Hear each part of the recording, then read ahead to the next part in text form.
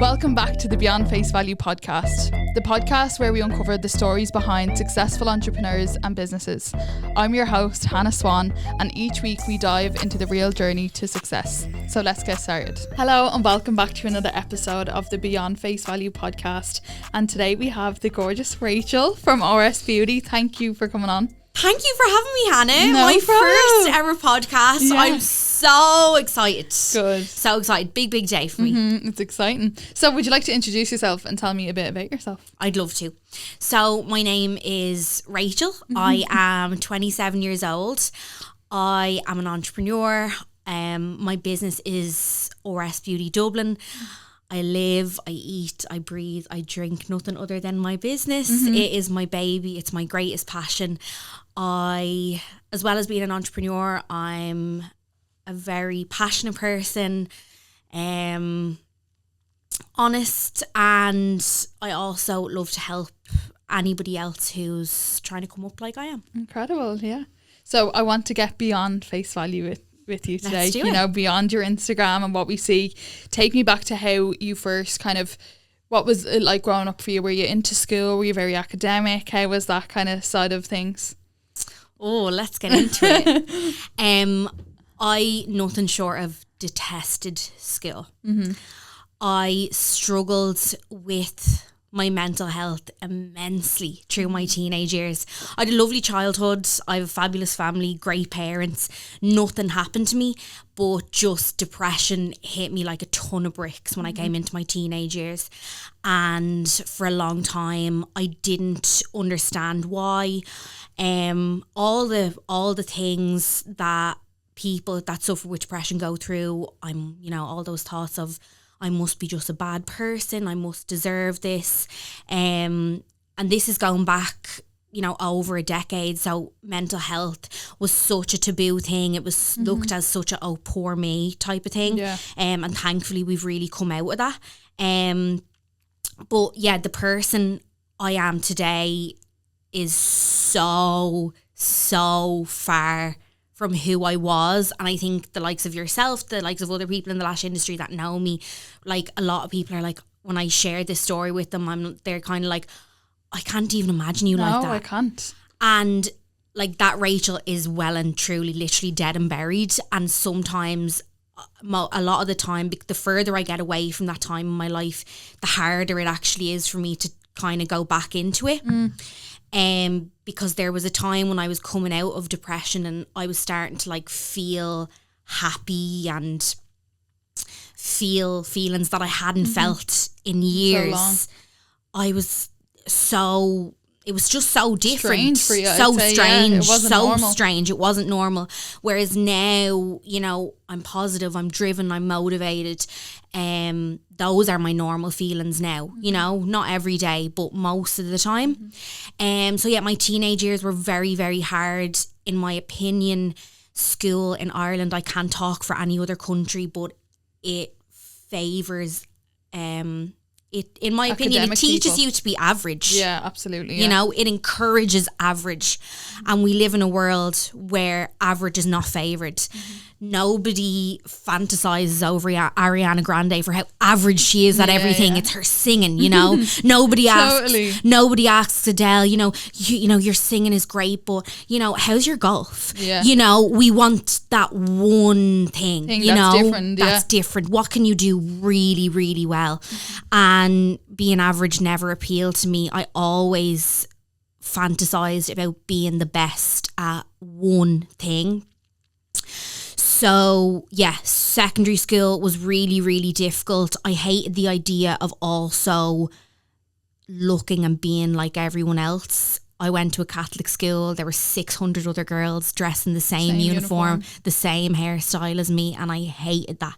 It makes my skin itch having to conform to something that other people are doing. I've never done well with authority. And I find a lot of the traits that I had as a teenager are actually what people love about me most in my adult life. Like, I've never been able to follow rules because I'm a fantastic leader. Yeah. In my adult life. In my teenage life, I was bold. In my adult life, I'm known as a great leader. Does that make sense? It translates to what you are now and how you live your life now. Yeah, exactly. So I find a lot of things that caused me a lot of hassle about myself in my teenage years are actually what are serving me really, really well in my adult life. You've taken the good from the bad. Yeah, very much so. So I'll never forget the day I left secondary school. It was the day the weight of the world came off my shoulders and I knew I never had to go back there again. You get a new lease of life, don't you? Oh my God, knowing that I never had to go back there again. I never had to sit in a mind-numbing, pointless lesson about something I was never going to think twice about. But things didn't, immediately get better. I was delighted to be out of school. The darkest time was yet to come, and that was in my early 20s. Okay. And yeah, I just hit rock bottom like so many of us do. I had always known I had great potential to be something amazing and to do amazing things and to help people, but I let my mental health win for a lot of the time. What do you think made kind of, you kind of felt like you were coming out of that hole? Was it that kind of that freedom of being able to kind of like, what do I do now? Do you think that kind of brought you like the lack of routine maybe? Like what brought you back to kind of being rock bottom again, just as you kind of thought you were probably coming out of it? Yeah, so I think I thought all my problems would be solved once I wasn't in school. Definitely was. I think a lot of people could relate to that, yeah. Yeah, I think I thought I just need to get out of here. I just need to get out of here. And I'll be fine. And the world will open up for me and it'll realise what I can bring to the table. But that didn't happen. Yeah. And 3 or 4 years on, nothing had really changed. I wasn't in secondary school. My mental state hadn't changed. I was working in a kind of dead end job that I didn't like. And I kind of came to that realisation of like, okay, it's school. It definitely was a big part of the problem, but it wasn't the answer to my problems. Wasn't leaving it. Like, yeah. Do you know? So my mental health hit a rock bottom, and I very much so just woke up one day and came to the realisation. I was like, I can't do this anymore. I can remember when I was 15, this really clear memory of being like, if this is what life is like, if I have another 65 years of this, count me out. I don't want to. Don't want it. And I just thought, all right, there's happy people and there's good people and there's bad people. I must just be bad. Yeah, you were dealt the wrong cards. Like, yeah. And, so I really I was suffering naturally with my mental health. Like I said, nothing really happened. I was just having those like hardships with my mental health. But I also really succumbed to the poor me mentality. Yeah. You thought that was it and no one could talk you out of it. Yeah, exactly. Do you know? And I was very comfortable wallowing in my sorrows. You were after like accepting almost that that's the way you were going to be. Yeah, this is just it. Like I'm never going to be able to get it together. But I came out of it and I started going to therapy, which was the best thing in the whole world. And I started going to therapy when I was 21. I actually had a family friend call me out and was like, you're going down a really bad path. And I've seen this happen to other people and I can see where you're going and it's not good. It was really bad. All I cared about was like the next release, which was like, when's my next time drinking? What boy am I texting? Who am I going out with? Who can I pointlessly fill my time with? And at the time when you're at your rock bottom, it's like you convince yourself that you're actually doing good. But when I look back at who I was around at the time, what I was doing at the time, I should have had so much. I should have wanted so much more for myself, but I didn't like myself. Yeah. I hated being Rachel. I really hated being Rachel Smith. I remember thinking if I could be anybody else in the world, I would take it in a heartbeat, But that family friend thankfully called me out. That was a big awakening for me. And then I just kind of cut off everything. It was very sudden. It was very like I was this one day and then the next day I was like, I can't do this. Yeah. I have to change something. So I started going to therapy, which was the best thing. And then, sorry, this is a very long answer to a question, that's okay. isn't it? Yeah, no, that's the whole point. I love when people answer stuff like this, yeah. So I started going to therapy. I got a better job than I had that gave me a bit of purpose. And I kept saying to my therapist, like, I was saying things I wanted in 5 and 10 years. And he was like, look at the short term things. How can you have a really good day today rather than how can you have a massive house and 4 cars in the driveway? Because, you know, you can't even sit with yourself right now. Yeah. So don't waste your time with that shit. Do you know what I mean? Yeah. So I went to therapy for every week for about 3 or 4 years. And all I can say about that is, like, me and my therapist, we sat in a room each week for an hour and we put my brain in the middle and we just unpacked everything. And like I said, like, I've great parents, I have a great family. I just couldn't understand where it went wrong. Yeah. But along the way, we figured out where it did. And that's what I'd urge anyone to, like, you have to get to the core of where it comes from. Luckily for me, I've no problem going deep. Yeah. Obviously. I can imagine, yeah. It's very easy for me, but I know for the majority of people it isn't. So I know that can be very hard to find the real core of the problem. And from there I started building the new Rachel. Amazing. So what age did you get to when you started to build that new Rachel, and what was your next step? Where were you working? What were you doing? What was your routine like at that point of your life? Yeah, so I was 22. I was working in fire restaurants in town. I love fire. Yeah. I love fire. So nice. I love fire. Gorgeous. I loved my time there. It really gave me purpose. It was the first time in a long time I kind of started to feel like, okay, I'm a little bit needed, you know, and I hadn't felt that in, you know, over a decade. I hadn't felt like I was useful. And at the core, like, of every human, that's what we want. We want to be useful. We want to be needed. So I've great admiration for my time there. I was a hostess there. And then I left. I started working when I was 14. I've had so many different jobs. I started as a trainee hairdresser. Then I worked in retail. Then I worked in... I was supposed to do a full season over in Portugal. I went, and as soon as my savings went, I came back home. No, so I was selling boat trips over there. I was working in a bar. I used to do PR in the Academy nightclub in town, and so many different jobs. Some people's jobs would be so random. I was a professional job hopper because you didn't know what you wanted. No, I couldn't settle. Most of those jobs I've had, I was like really depressed. So I was like, as soon as I kind of, the newness of it wore off, I was like, bored of this, right, let's go. And so yeah, I was working in fire. That was when I was really starting to build myself back up. Then I went back to, I was a receptionist in a salon for a while. Then I went back, I was working as a reservations agent in another restaurant chain. Didn't have a problem with that. It was grand.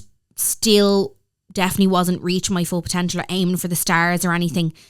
But the wheels were turning, and I could feel, it was the first time my mental health was stable. Yeah. And I had my feet on the ground, and I really felt, it was the first time I'd been stable in a long time. So, and then COVID happened. Oh, wow. Then COVID happened. So, obviously, I was working in hospitality. It's, you know, arguably been the industry that's been hit the worst by that. So, my job was gone straight away. But I was very lucky. I live with my family. We were grand. Were you scared of that? No. I didn't have a clue what was going on. No, but as in like mental health ways.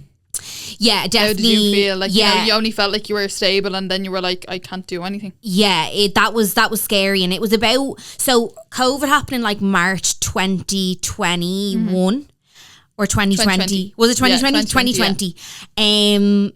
And that was, it was a long 6 months for all of us. Do you know, I was going out for like 3-hour cycles every day just to like fill the time. Do you know, but exercise has always been a great outlet for me. I'm obsessed with exercise. I have to do it. So that was a big saving grace for me. I kept busy. I probably my mental health had gotten to a really stable place by then for a good while. So it actually, that time wasn't too hard for me. Good. Yeah. I had way harder times when the world was fully operational, to be honest. Yeah. Do you know? So that 6 months was okay for me. And I'd been toying with the idea of going back to college for a while, but I had been working full time for so long. I was like, how would I deal with going back to a part-time wage? So I put it off. What did you want to do in college? Business. Okay. Primarily so business. You've always kind of had that. Yeah, I did. So that's what I did. I went back. I studied at NCI. I went back in September 2020 because I wasn't working, never mind a part-time wage. My whole job was gone. Yeah. So you had nothing else to no, do, yeah. exactly. So I went back at 23 years old to college, to NCI, and I was skeptical as well because I didn't have a good opinion of the education system in Ireland, and I thought, why would I go back into a classroom? Like, why put myself through that again? Why would I do that? So I went back to college, and it was the best thing I ever did. I am sure, like you've heard with entrepreneurs, as soon as I went back to college, so I started college in September, I didn't start RS Beauty till the following February.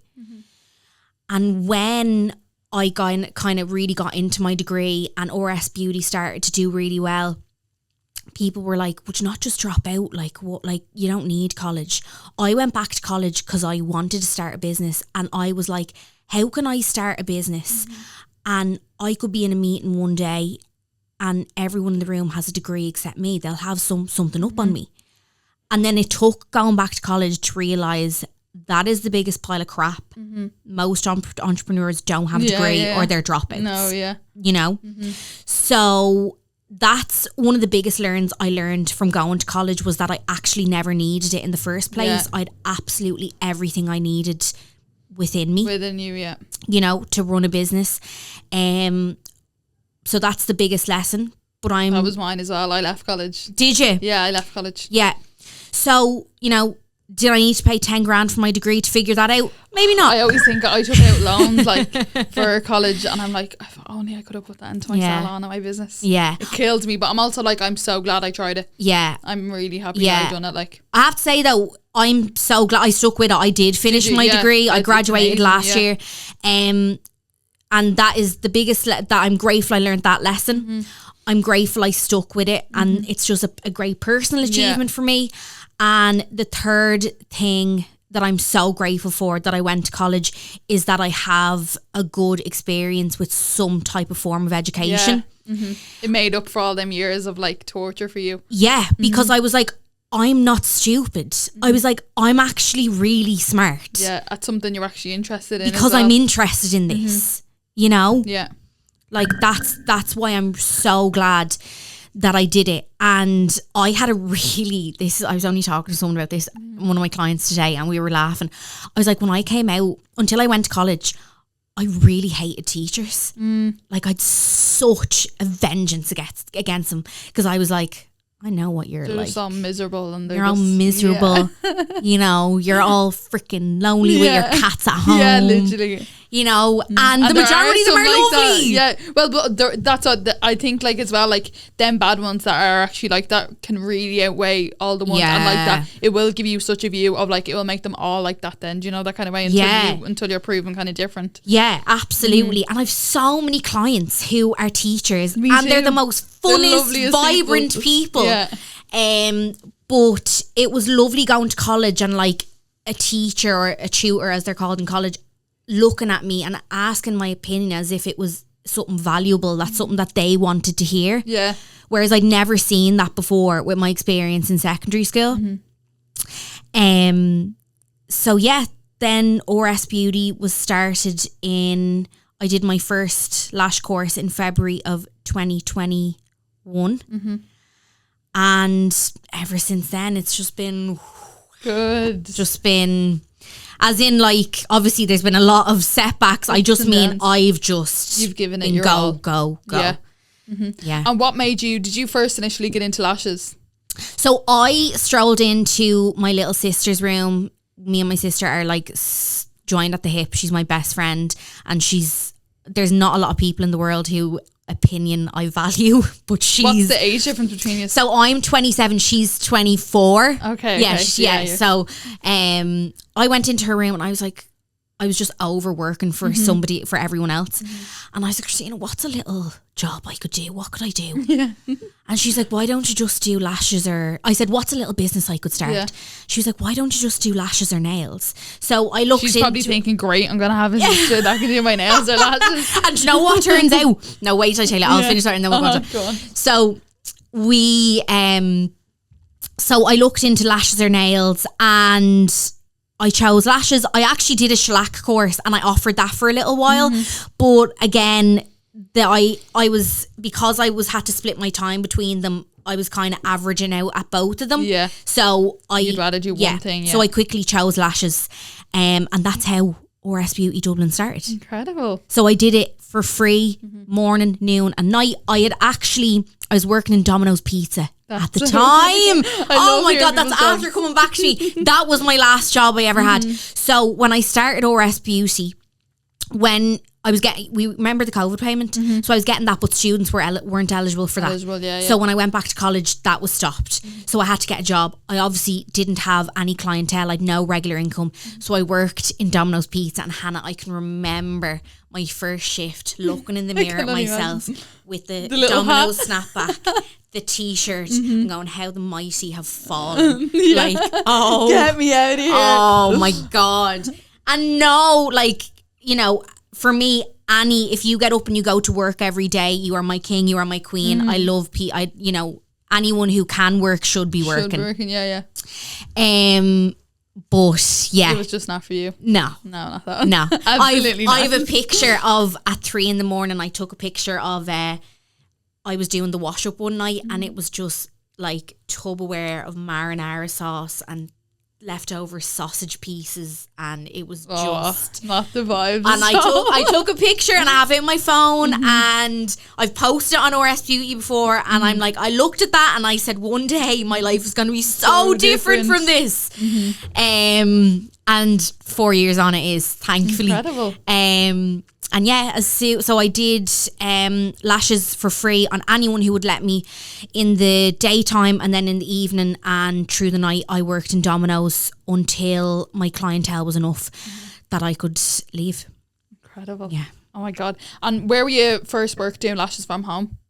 Yes. Yeah. From home. So I was at home for 2 years, and then I had part-time jobs in a salon or two, doing lashes until my own clientele was big enough that I could do RS Beauty. Incredible. Full time. Yeah. Yeah. And when did you kind of decide that you wanted to make that jump from like working kind of with other salons to kind of having your own premises? Because I think people really undermine kind of, you know, it's a thing that's done by a lot of people, you know. Yeah. And I think people kind of undermine how hard that can be, or how much of a big responsibility that can be. Yeah. When did you kind of decide, like, okay, I feel like I'm at the right stage, you know, I want to go on to this next step? Yeah. I felt it. Like, I felt like my business, there was enough work there for me. And most of, you know yourself, most of the setback with taking that risk, making that decision is financially. Do you know? Absolutely, yeah. Because it's like, I always had like working in salons part-time as well as doing RS Beauty. I had a steady wage. So if I had a slow week, I still had that little bit. Yeah. And you're letting go of that. And I was going to say I wish I did it sooner. But I'm very happy with where RS Beauty Dublin is. I don't think I'd be much further than where I am if I did that 6 months earlier. Yeah.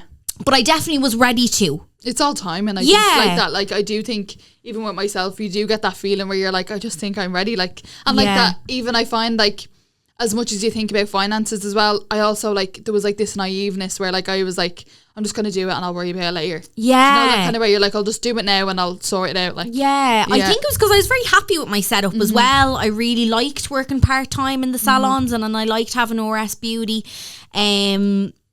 So there was I was in no rush, and I'm very lucky that I was in no rush because I was very happy with how it was, do you know?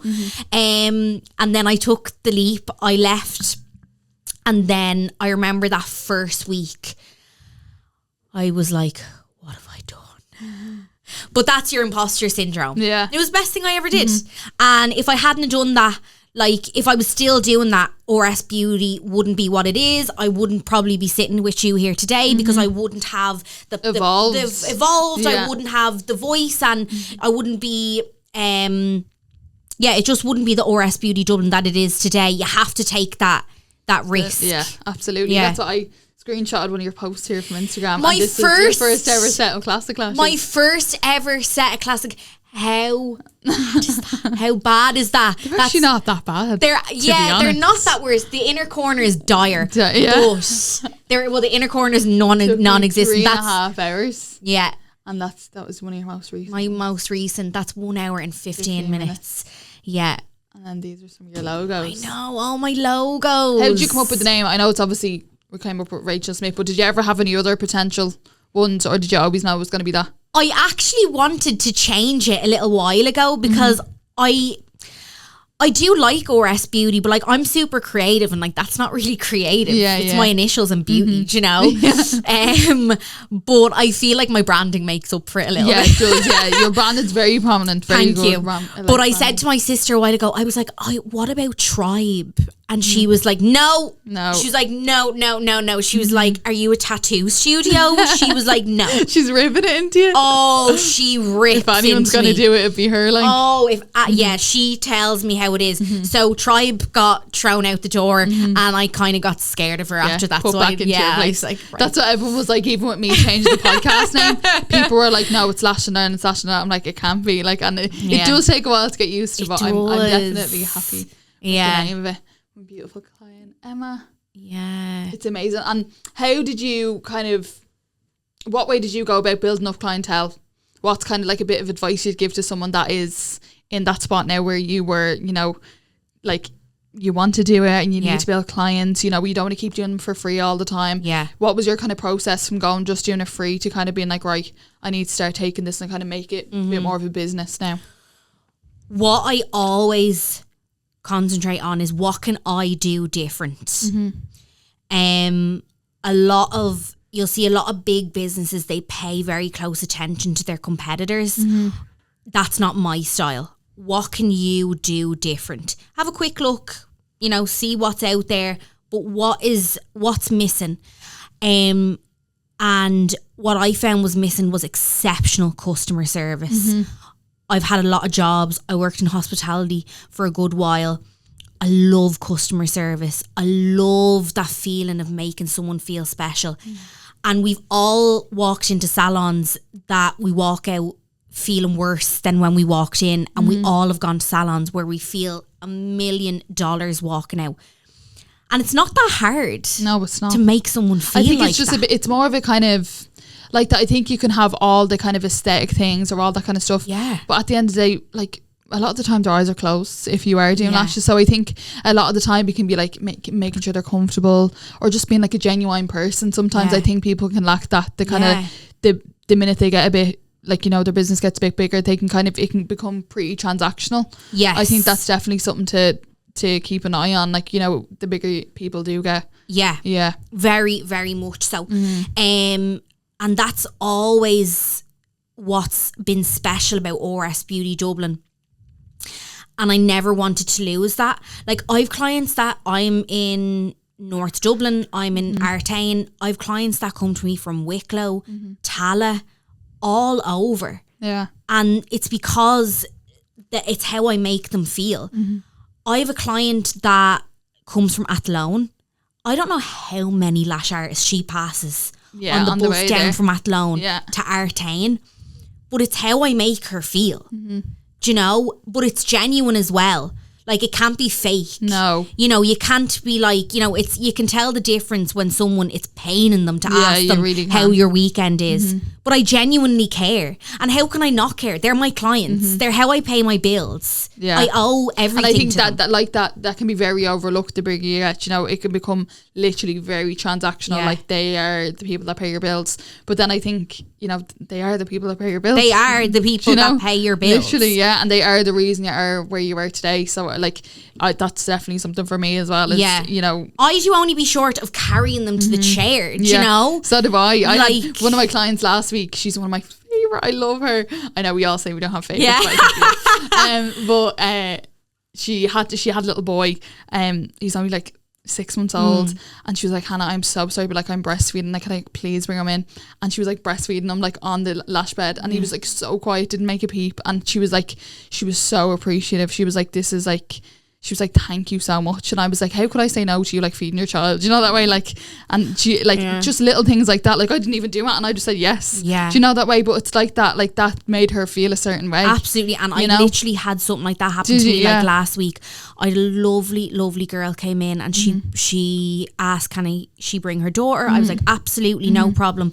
And the poor thing, obviously, you know, when babies are small, they just want their mom, and the second the mom is out of sight. So the baby started crying, and I just put Peppa Pig on the iPad, and she was like zoned out, like literally in heaven. And she was so appreciative, and I was like, that is probably that woman's first bit of peace this week, this year, probably. Do you know, it's so, I actually think it's very, very hard to make someone feel bad in my presence anyways. Do you know, it's a lot more work.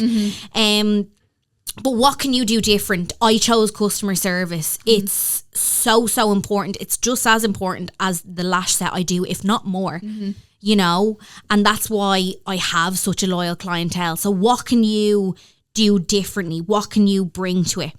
I was teaching a girl with last week, and she's a real quirky little style, you know, she's like pink hair, she's real funky, real cool. And I was like, have you ever thought, I was like, do you know what kind of lashes you want to specialise in? She did her classic course with me, so we did her volume course last week, and she was like, oh, I love coloured lashes. And I was like, I see it for you. Specialise in that. Do that better than anyone. Do that.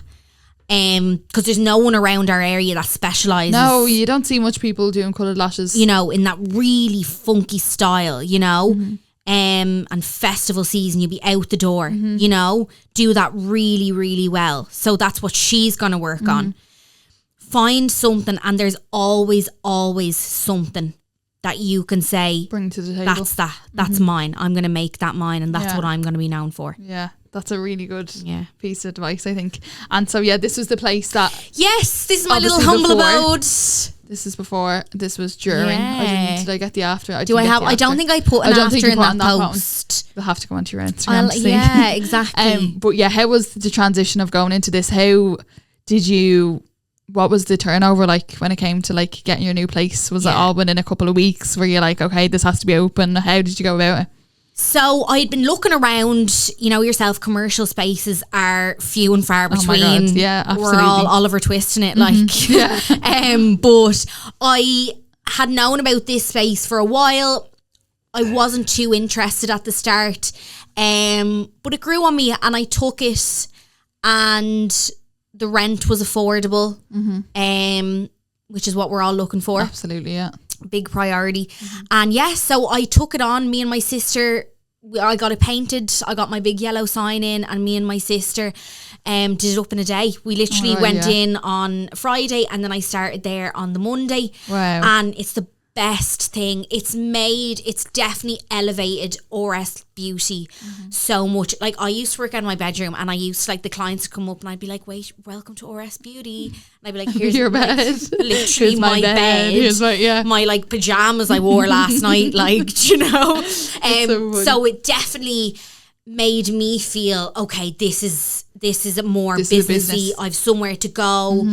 I wasn't you can get a bit lazy when you're You working can. from I home. always say that to people. I had like a room downstairs in my house, and I was saying I was barely getting dressed at some stages. No, literally. And I love doing my makeup. So do I. love doing I'm my such a hair. girl. I love Yeah. a nice little fit. It makes me work so much better. It makes me talk, feel better. And I wasn't doing that. I was barely getting neither was I. dressed. And It gives you a whole lease of life. when you're- Yeah. And I love the whole thing of like, I'm going to work. Do you know, like I'd Yes. get up, I'd be having my breakfast and I'd be like, bye, I'm going to work. Do you know, that kind of way where it was like, yeah, I found it quite hard to have a sense of routine, even though I was like doing clients from home. Absolutely. But, so we did up the room. We did the biggest IKEA haul I've ever done in my life. Shout out to IKEA. Yeah. Love you guys. And yeah, that's my little humble abode, and I love it so much. And then you started with some products. Yes, our product line. Our product line. Do you ever get you to kind of forget what everything you have? Oh my going God. on? Everything I have going on, I'm like, where to start? I know. So How was that for you? How did you decide to make I think that's a big question people have is like, okay, I have the clients, I'm doing good. When do you decide, okay, I'm ready? Or is there a time where you're ever ready to do something like that? So my heart really was not set on a product line for a long time. I really realised there's so many lash and brow brands out there that have their own products. The majority of, a lot of them are the same products. And I said, if that's ever something I really want to do, I need to stay true to myself, and it needs to be because I really feel there's something I need to bring to the product market. And I didn't feel that way for a long time. But then I did. Yeah. I wanted my own products. There were certain things I wasn't getting from other products I was using. And also from when I started to set up the training academy, it was more cost effective. I'm able to keep my courses more affordable than buying other people's products for the kits. And I love the fact, even with like my own, you're able to teach people with your own products. Which is such like a proud thing, isn't it? Much. It's so much. It's so lovely. So yeah, I knew if I ever wanted to start a product line, it had to be because I really, really felt I could bring something different.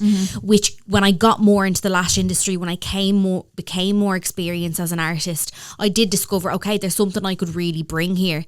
And that's where the products came in. I love my lashes so much. All our students that use them, all our customers use them.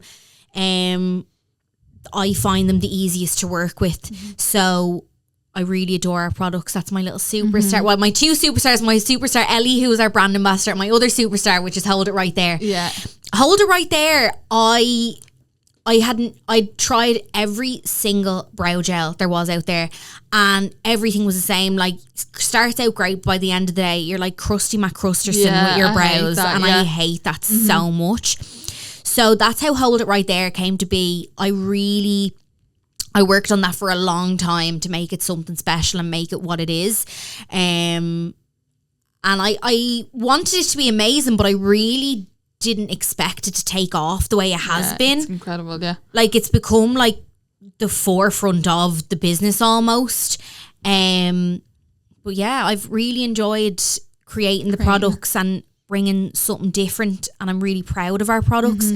You know yourself, the design is the fun part, and it's about 2% of the process. Absolutely, yeah. That's like the end part where you're like, okay, let's design it. Yeah, it's definitely that. So that's how the products came about. Incredible. And you can also use the Hold It Right There in your hair as well. You can. I have it in my hair right now. Yeah, I've used it and it's incredible. Thank you. I love it so much. I have sideburns like they're going out of fashion. And nothing, like hairspray doesn't even like go near it. And I was in Belfast earlier this year. I was going out with my sister, and I was doing my hair, and I was like, these sideburns are driving you mad. I'm like Elvis going out here, like. And so I had one of the samples. The final design wasn't done yet, and I just put it on my hair, and I was like, sideburns be gone. They're gone. And I Yeah. was like, oh my God. So yeah, it's a great product. I'm so proud of it, and everyone should try it. It's amazing. I love it. And I probably should have spoken about first your courses, because obviously you started courses before you done Yeah, products. I did. Yeah, how did you get into courses? What was did you feel a need to teach? I know you're you're quite outgoing, so like was that kind of a natural kind of progression for you? Yeah, it was a natural progression. It was, with my business, a lot of like people have this like grand 5-year plan. I like to look after today, and I find looking after today looks after the future. And I've really I go off my gut, and like I really started to see a lot of people doing their courses, and I was like, that's something I'd be great at. And I saw people doing courses not the way I would necessarily do them. And I was like, no, that's really important for me to put out the course that I would want to be taught. Yeah. So I really enjoyed getting my teacher's qualification. Putting together the manuals is one of the most time-consuming tasks, Tedious things I've ever done in my life. I wrote them from scratch, and I'm so proud of them. But that's how I went into doing the training academy, and I love it. It's so motivating. And one thing I love about training as well is it really keeps me in check with not forgetting what it's like to be a beginner artist. Yeah. Like, it really humbles you, and that's why I love teaching. And I think it's really refreshing as well to kind of like introduce people to this whole world that they've no idea about. It's crazy. You know, yeah. It's so crazy. You bring it back to yourself then, you're like, I remember being like this. And I think as well, it kind of helps you become a better teacher the more you see it, because you're like, oh my God, like what would I have wanted to know? Or I forgot that I even had that question when I first started. Yeah, absolutely. Yeah. And you learn something new learn with so every much. course. And I'm so proud that I can teach it, you know, because in every industry, there's a lot of scabby courses out there. And mine are nothing in the realm of that. So I'm really proud of that. Incredible. You know? And then something we both have in common, I think, is Bearspace. Yeah! The podcast is proudly sponsored by Bearspace, if you didn't know. So yeah, Bearspace is definitely something that we've both had in common. Yeah. How has that helped you elevate your business? It's really helped me in a lot of ways. I always thought a booking system was just this generic thing that at some stage when our business get to a certain stage we all need, and they take a chunk of your money each month, and that's just the way it is. If you have a problem, God bless you, it'll be a week before they get back to you. You're talking to robots for a week. Yeah, literally, before you get to talk to an actual human. And I said when I had my first, it was in that meeting with Glenn and Jake and Katie, I said to them, I was like, because they had contacted me probably about 6 to 8 months before that, and I was like, not you. I made a joke in that meeting. I was like, usually I'm crap at playing hard to get, but with you guys, I was a pro. You got me there. Like, I had no interest because I was like, no, same thing, different system. You know, I just didn't believe. and did you ever work with any? Did you ever have a booking system before this? Yeah, you had an idea of I how had they'd an work for you, idea, and I just thought they were all really expensive. But the pitch they gave me that they really want to like help me grow, and they want, you know, I'll have an account manager, and I was like, oh, come off it, will you? Yeah, I was like, you were no, like, yeah, they're all talk now. I was like, yeah, whatever. But then they actually followed through. Yeah, they followed through, and they asked me to come on as a brand ambassander, which I never thought. I was like crazy. I was like, I almost died. I was like, you want me? And they were like, yeah. So I'm loving working with them. I love creating content with them. They're such a lovely bunch to work with. I put a text in on a Saturday, and 2 minutes later it's answered. Yeah. Which is the biggest thing. That's the biggest because thing. Because I'm a control freak, and So every aspect of RS Beauty Dublin, I like to know every single crevice and nook that's there. Yeah. And they have no problem with that. So yeah, really happy with it. It's Irish owned, which is always lovely to support that. Really proud, and I love the story of how, you know, Glenn and Connor, why what they stand for, why they started Bearspace. And yeah, really proud to be with Bearspace. I love their story. Yeah, Yeah, it's so nice because I thought it would be good to talk about since we have that in common. Yeah. But something as well that I kind of love to like ask everyone, what has been like the highest high and the lowest low for you in your lash and beauty and RS Beauty career so far? Highest high, I don't think has happened yet. Okay. Honestly. That's a good way of looking at it. Yeah, I don't think it's happened yet. I'm 4 years in business next year. Mm-hmm. Maybe the highest high has happened. I've had loads of highs, but I'm also someone who loves to play everything down in my mind. Like with other people, they could like, you know, put one foot in front of the other and I'm like, oh my God, you're amazing. Yeah. But with myself, nothing's ever good enough for me. Nothing's ever good enough. That's for what me. I was just talking about, even with Rihanna. Like she was saying, as like business owners, like it's always like, what's next? Like you don't reap in what you're in right now. Exactly. Nothing's ever good of me. I probably will die thinking that I could have been a better friend, could have been a better sister, could have been a better daughter, could have been a better businesswoman. But I'm also very happy to accept that because I think that's what a lot of my ability to get so much Keeps done. you going. When that alarm goes off in the morning, I am out of that bed. So am I. Hop up. I am like... My friends think it's the craziest thing. Like if I've ever stayed with any of the girls or even my boyfriend, like the minute I like jump up. Yeah. I don't even have that like thing. I'm just like, wake right, up. I've like 18 hours to earn rent for tomorrow. Mm-hmm. Like, get up. Mm-hmm. And as well, I think it's because I did have such a dark time for a long time. For 10 years, I didn't do anything. So I'm making up for lost time in my mind. Yeah. So highest high, I like to play everything down with everything that happens in the business. You know, I give myself a 0.5 second pat on the back and we're on to the next thing. Brilliant. But it works for me. Do you know? Yeah, it really does work for me. Yeah. Lowest low. That hasn't happened either, I don't think. Oh God. That hasn't happened either. I'm not waiting for it because what you think you attract. But I'm very good with pressure. Okay. There's a lot of people that are great businessmen, great business women out there. And there's a lot of really smart people, but they can't stand pressure. I'm good in pressure and I like it. So some really hard times probably have happened. That you just, like... They weren't hard times to you, but if someone else seen it, they'd be like, that's crazy, kind of. Yeah. Yeah. As well, I'm also like, there's worse going on in the world. I always think that. There's wars going on. Yeah. There's people who haven't a roof over their head. I just have to keep my business afloat. Yeah. That's all. I've the luxury. I've no kids. I have great support.